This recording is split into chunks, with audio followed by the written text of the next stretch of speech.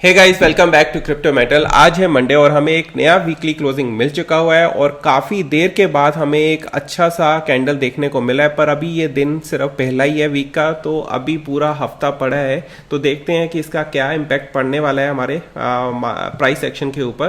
पर सबसे पहले हम डिस्क्लेमर के तौर पर मैं आपके सामने डिस्कस करना चाहूँगा कि जो भी हम डिस्कस करते हैं वो किसी भी एंगल से फाइनेंशियल एडवाइस नहीं है। तो अपना ट्रेड जो भी आप लेते हो अपनी समझ बूझ के साथ ही आपको लेना चाहिए। और यहाँ पे आप देख सकते हो कि जब बीटीसी पहले भी नीचे आया था, ये जो इंडिकेटर लगा हुआ है, अगर आप चैनल पे नए हो तो मैं बता देता हूँ, इसको मैं क्रिप्टो मार्केट सपोर्ट बैंड बोलता हूँ। जब ये प्राइस इसके नीचे होता है तो एक तरह से ये रेजिस्टेंस बैंड बन जाता है, और अगर प्राइस इसके ऊपर होता है तो ये अच्छा खासा सपोर्ट बैंड की तरह एक्ट करता है, जो इसको प्राइस को ऊपर की तरफ पुश करता है। और अगर नीचे होता है तो फिर नीचे की तरफ पुश करता है जब भी वो उसको रीटेस्ट करने जाता है, जैसे कि अभी आपने यहाँ पे देखा था। तो डिस्क्लेमर के तौर पे कहना चाहूँगा कि ये सारी चीज़ें जो भी हम डिस्कस करते हैं वो किसी भी एंगल से फाइनेंशियल एडवाइस नहीं है। तो अभी हम देखते हैं कि पुराना टाइम में क्या हुआ था। जब ये टाइम था अराउंड 2018 का, तो देखो प्राइस एक बार नीचे आया, यहाँ से नीचे आया, फिर उसने देखो रीटेस्ट करने की कोशिश की, उसके बाद फिर से नीचे आया, यहाँ पे भी देखो नीचे आ गया। उसके बाद यहाँ से उसने फिर रीटेस्ट करने की कोशिश की, और वहाँ पे भी उसने रीटेस्ट करने की कोशिश की, और यहाँ से फिर वो नीचे आया।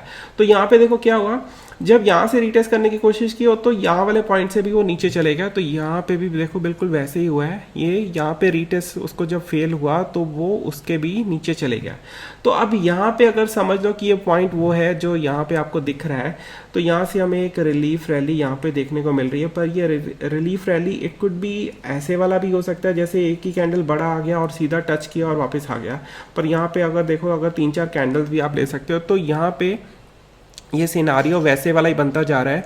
और रही बात क्रिप्टो मार्केट सपोर्ट बैंड की रीडिंग की, वो बैंड को क्रॉस करने के लिए इसका कितना चाहिए, वहाँ तक है 38,454। तो अराउंड $8,000 का बीटीसी को जंप लेना पड़ेगा इसको क्रॉस करने के लिए। बट अगर इस वीक में वो पॉसिबिलिटी, तो चांसेस नहीं लग रहे कि इतना बीटीसी 24% हमें दिखा दे। अगर दिखा दे तो एक तरह का लॉटरी लग सकता है। बट अगर ये वीक अगर 2-3 वीक लेता है और यहाँ से ये रिबन अगर नीचे की तरफ आ जाता है, तो हमारे चांसेस काफ़ी ब्राइट हो सकते हैं कि उसका एक रीटेस्ट बन सकता है। बट वो रीटेस्ट काफ़ी क्रिटिकल होने वाला है, क्योंकि अगर इस बैंड को वो एक तरह से उसको स्ट्रॉन्ग रेजिस्टेंस अगर मिला और उसने वापस इसको नीचे धकेला ना, तो फिर ये लेवल के नीचे जाएगा। वो है 25,311 के करीब किया था बीटीसी, जो भी आप अपना एक्सचेंज आप देख सकते हो। तो चांसेस बन सकते हैं कि एक हमें और नीचे की तरफ बॉटम, एक नया बॉटम देखने को मिले। तो जो प्राइस एक्शन मैंने काफ़ी सारे वीक्स में मंडे के अपडेट्स में स्पेशली मैंने बताया है कि जो रेंज जो बन रही है ना, वो ही बन रही है 21,000 से लेके 24,000 के करीब। फिर अगर आपने वीडियोस पुरानी नहीं देखी तो आप पीछे जाके वो वीडियोस देख सकते हो।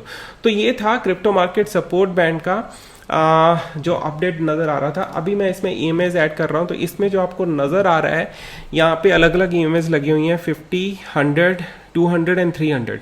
तो यहाँ पे देखो आपने क्या देखा, अगर 50 को इग्नोर कर दो, अगर ऊपर वाली को इग्नोर कर दो, तो मेन आता है 100, 200, 300। तो जब प्राइस देखो क्रिप्टो मार्केट सपोर्ट बैंड के आता है, तो वो 100 के ऊपर सपोर्ट बनाने का चांसेस बनते हैं, जैसे यहाँ पे बने थे, पर वो वापस ऊपर गया, फिर उसके बाद नीचे आया। तो जब यहाँ से नीचे आता है ना, तो चांसेस काफ़ी बनते हैं ये 200 MA के ऊपर टच करने आता है, वहाँ से सपोर्ट बनाने आता है, जैसे यहाँ पर आया था। तो अगर यहाँ पे भी सपोर्ट नहीं बनता तो फिर लास्ट रिजॉर्ट बनता है इसका 300 वाला, ठीक है। पर अगर ऐसा नहीं है कि ये एक ही दफ़ा में ऐसे आ जाएगा, वो तभी होता है कि जैसे आपने ये कैंडल्स इस तरह से देखी थी, आपको पता था जब कोविड अनाउंस हुआ था पब्लिकली, तो इस तरह से मार्केट क्रैश हुआ था। तो इस तरह के न्यूज़ इवेंट्स ही इस तरह की हलचल क्रिएट कर सकते हैं। पर अदरवाइज ये थोड़ा सा ऐसे रेंज बाउंड होकर चलता है, स्लोली आता है। तो आपको ये नज़र रखनी चाहिए। ये सिंपल एमएस लगे हुए हैं, आप बड़े आराम से इंडिकेटर लगा के आप अपना एक लेवल इंडिकेशन अपने लिए ऑन कर सकते हो। तो ये था एमएस का। अब थोड़ा सा अपडेट में आगे बढ़ते हैं। क्रिप्टो मार्केट सपोर्ट बैंड हमने देख लिया, अभी हम मार्केट साइफर की तरफ आते हैं। यहाँ पे आपने मैंने क्या डिस्कस किया था, जैसे ये मेरे को वीकली चार्ट के ऊपर मेरे को ये ब्लड डायमंड यहाँ पे नजर आया था, तभी मैंने अलर्ट कर दिया था अपने ट्विटर के ऊपर। अगर आपने अभी तक मेरा ट्विटर फॉलो नहीं करना शुरू किया तो उसको ज़रूर फॉलो करो। इसमें मैं बहुत अच्छे अच्छे ट्रेड चार्ट्स अपडेट करता रहता हूँ। अभी रिसेंटली मैंने 28 मई को सोल के बारे में अपडेट किया था कि ये ब्रेकआउट यहाँ पे बन रहा है, 1 आवर चार्ट का ब्रेकआउट था। तो ये वाला पॉइंट था, वो ये वाला पॉइंट था, यहाँ से ब्रेकआउट हुआ और यहाँ से देखो ऊपर ऊपर गया और ये उसके ऊपर भी आ चुका हुआ था और ट्रेंड लाइन के ऊपर भी आ चुका हुआ था। फिर इसने एक रीटेस्ट मारा, यहाँ तक हमने इसके नीचे स्टॉप लॉस लगाया हुआ था, बट वो इसके ऊपर से बाउंस करके एक अच्छा खासा रैली देके गया। तो अगर आप ट्विटर फॉलो कर रहे हो तो आपको इस तरह से अपडेटेड चार्ट्स आपको मिलते रहेंगे। वापस आते हैं अपडेट में, तो यहाँ पे मैंने डिस्कस किया था कि ये ब्लड डायमंड आया है, जो कि हिस्टोरिकली कोई भी इस तरह का एविडेंस नहीं है कि वीकली चार्ट में हमें मार्केट साइफर में ये ब्लड डायमंड हमें दिखाओ। आपके सामने मैं देखो जूम करने की कोशिश कर रहा हूँ, तो कहीं पे भी वीकली चार्ट में हमें इस तरह का इंडिकेशन नहीं दिखा था। अगर हम पूरा भी इसको खोल के देख लें तो देखो कहीं पे भी नहीं दिखा था। तो अब जो इस वीक में आया था ना, वो एक हिस्ट्री में पहली बार हुआ था। तो जिसके कारण क्या हुआ, आपने देखा कि हमें बैक टू बैक 9 कैंडल्स हमें रेड में मिली। ठीक है, अब देखो ये एक ट्रेंड का लाइन है यहाँ से इसने तकरीबन सपोर्ट बनाया, थोड़ा सा वीक नीचे भी गया, पर मेन पॉइंट है कि इसका इस तरह से गिरना है ना, क्योंकि मार्केट में इतना ज़्यादा पैनिक क्रिएट हो गया था कि यहाँ पे ये इंडिकेटर ने भी हमें एक तरह से इंडिकेशन दे दी कि यहाँ पे बहुत जो बुल्स हैं वो बहुत बुल्स का कुछ भी नहीं चल रहा और बेयर्स जो हैं जो काफ़ी हावी हो चुके हुए हैं। तो अभी हमें ये वाला जो वीक है हमें एक अच्छा स्टार्ट देखने को मिला है, पर अगर हम इसको थोड़ा सा डेप्थ में जाएं तो ये कहाँ तक हमें रैली दिखा सकता है। तो यहाँ पे जो इसका रिबन है वो इस लेवल पर है, तो 31,180 900 आप काउंट कर लो, 31,900। तो 31,900 पे भी हमें एक इनिशियल रेजिस्टेंस हमें देखने को मिलेगा और उसके बाद अगला रेजिस्टेंस आपको मिलेगा अराउंड 35,000 के करीब।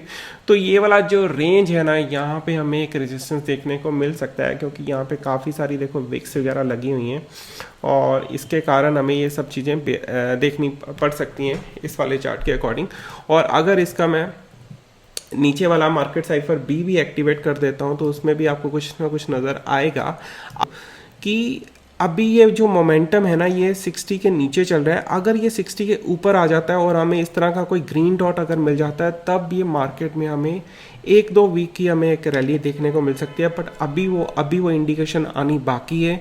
जैसे ही मेरे चार्ट पे वो अपीयर होगा तो मैं अपने ट्विटर के ऊपर वो उसको पोस्ट कर दूंगा। तो उसके लिए आपको करना है कि आप मेरा ट्विटर को फॉलो करो और उसकी नोटिफिकेशन को ऑन करो। जैसे ही कोई चार्ट अपडेट करता हूँ तो मैं उसमें आपको डाल दूंगा। अब यहाँ पे आप क्या देख सकते हो कि जो वी वैप है, जो येलो कलर का जो एरिया है, वो अभी भी जीरो लाइन के नीचे है। तो अगर उसको भी ऊपर जाना है अभी, और जो मनी फ्लो है अभी वो जीरो लाइन से नीचे चल रहा है, ये रेड में हो गया, पहले ग्रीन में था।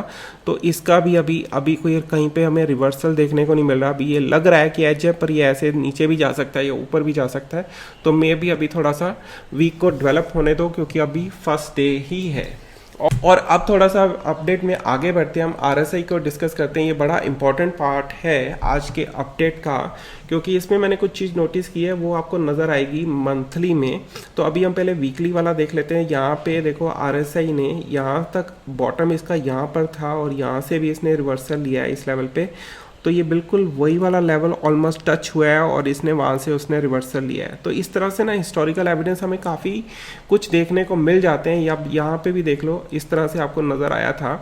बट यहाँ पे और इसमें फ़र्क क्या है, थोड़ा सा देखने की कोशिश करते हैं कि यहाँ पे जो इसका जो पिन पॉइंट बना है वो एक ही कैंडल से बना था और मीन्स वही उसका बॉटम बना था। और यहाँ पे जो उसका एज बन रहा है, जो पिन आया है, वो उसका सेकंड कैंडल में आया, जबकि ये उसका अगर ये बॉटम अगर उसको मानते हैं, बॉटम ये दिख रहा है, बट कैंडल रिवर्सल यहाँ से स्टार्ट हुआ है, पिन पॉइंट बना है।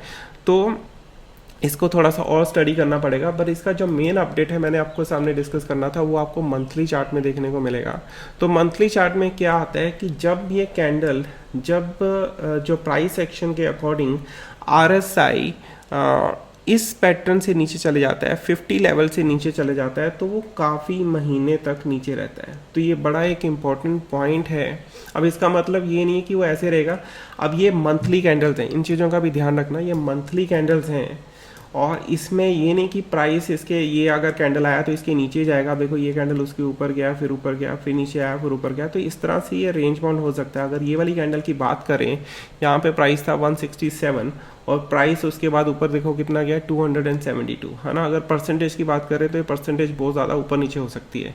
और यहाँ पे भी जब प्राइस इसके नीचे आया तो इसने काफ़ी वीक, ये थोड़ा सा काफ़ी स्केरी लग रहा है, पर इसमें भी ऐसे यू शेप करके बॉटम ऐसे कर्व बनना शुरू हो गया था। तो वही हमें एक्सपेक्ट करना है कि यहाँ पे भी कुछ इस तरह से हमें मिल जाए। अब आपको तो पता लग गया ना कि बीटीसी एकदम से तो रिवर्सल्स हमें वो ऑल टाइम हाई नहीं दिखाएगा, तो इसमें टाइम लगेगा। तो अगर टाइम लग रहा है और अगर आप ये सिंपल आरएसआई और मंथली चार्ट ओपन करके आप देख सकते हो, तो आपको ये क्लैरिटी यहाँ पे मिलनी शुरू हो जाएगी कि एटलीस्ट आपका जो जर्नी है वो थोड़ा सा कंफर्टेबल हो जाएगा। अदरवाइज आप क्या करोगे, एक आधी कैंडल ऊपर नीचे आएगी और आप पैनिक में कुछ भी गलत डिसीजन ले सकते हो, उसके चांसेस बन सकते हैं। अगले अपडेट में मैं थोड़ा सा आपको बताना चाहूँगा इथेरियम के बारे में, जो मैंने इसका भी मैंने शेयर किया था अपने ट्विटर के ऊपर कि जैसे ही ये कैंडल इसको अप्रोच कर रहा था, ये मंथली है, इसको वीकली कर लेते हैं तो मैंने उसी वक्त अलर्ट कर दिया था कि जो इथेरियम है वो बीटीसी पेयर में नीचे आ रहा है, और अगर इथेरियम बीटीसी पेयर के नीचे आता है ना तो अल्ट्स की अच्छा खासा नुकसान होता है। अल्ट्स काफ़ी नीचे जाते हैं। अब यहाँ से भी इसका देखो रिवर्सल यहाँ पे नज़र आ रहा है, पर ये ना इसके नीचे आ चुका हो। ये ट्रेंड लाइन काफ़ी स्ट्रॉन्ग ट्रेंड लाइन थी जो मैंने बना रखी थी। अब देख सकते हो कि लास्ट समर के ये बना हुआ है, तो इसको इसने काफ़ी बार इसने इसको फॉलो किया। देखो जितनी बार ऊपर गया, नीचे रिटेस्ट किया, फिर ऊपर जाता है, फिर नीचे रिटेस्ट किया। अब यहाँ पे जब गया ना तो यहाँ पे उसका एक तरह का एक रेजिस्टेंस बन गया और वहीं से वापस आ गया है। जाना चाहिए था इसको ऊपर, जैसे यहाँ से बना था इसको ऊपर जाना चाहिए था, पर ये नीचे आ गया। उसके कारण क्या हुआ कि मार्केट में एक तरह का पूरा बेरिश आ गया। तो उसमें आप कह सकते हो कि लूना टेरा का भी इंसिडेंस हुआ, पर ये मार्केट इस तरह से अभी जो है, जो आपके सामने है वो मैं आपके सामने डिस्कस कर रहा हूँ अगर तो ये कुछ वीक में इस रेजिस्टेंस के ऊपर आ जाता है तो वेल एंड गुड। अदरवाइज क्या हो सकता है कि जो नीचे वाला जो स्ट्रॉन्ग रेजिस्टेंस आपको सपोर्ट नजर आ रहा है वो ये वाला लेवल बैठता है। तो अभी जो प्राइस इसका नजर आ रहा है 0.0621, तो ये वाला जो लेवल है यहाँ पे बॉक्स बनेगा, आपको कोई पिन पॉइंट नहीं बता पाएगा, बट यहाँ पे 0.0484 ऑनवर्ड्स के करीब आपका बन रहा है। अगर ये भी ब्रेक होता है तो फिर ये हो सकता है। तो कहने का पॉइंट क्या है कि जो इथेरियम है बीटीसी पेयर में वो इतना ज़्यादा बुलिश अभी नहीं दिख रहा। अभी इसके मर्जर्स वगैरह भी आने वाले हैं, न्यूज़ वगैरह भी आने वाली है, तो देखते हैं इसका क्या इम्पैक्ट पड़ता है। वापस आते हैं क्रिप्टो मार्केट सपोर्ट बैंड के ऊपर। यहाँ पे एक चीज़ मेरे को और आपके साथ डिस्कस करनी है, एक सेकेंड।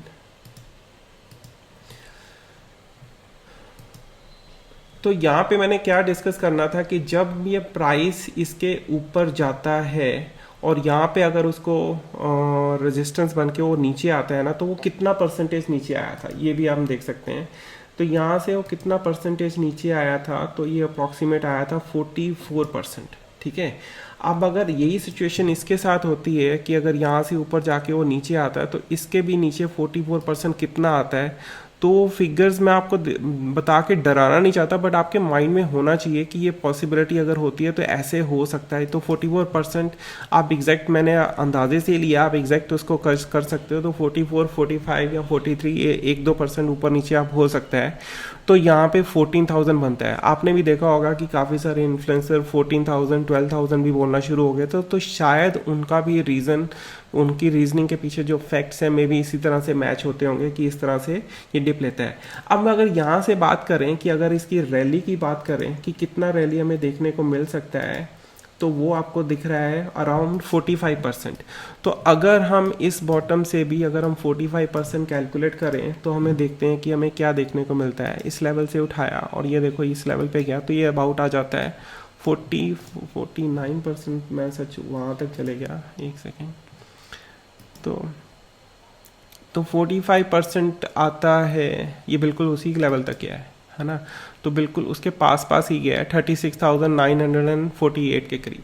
तो ये भी आप इस तरह से भी आप अंदाजे लगा सकते हो कि किस तरह से एक थोड़ा सा इंडिकेशन मिल जाता है, एवरेज आप लगा सकते हो। Exact precise dollar to dollar कभी भी मैच डाटा नहीं होगा।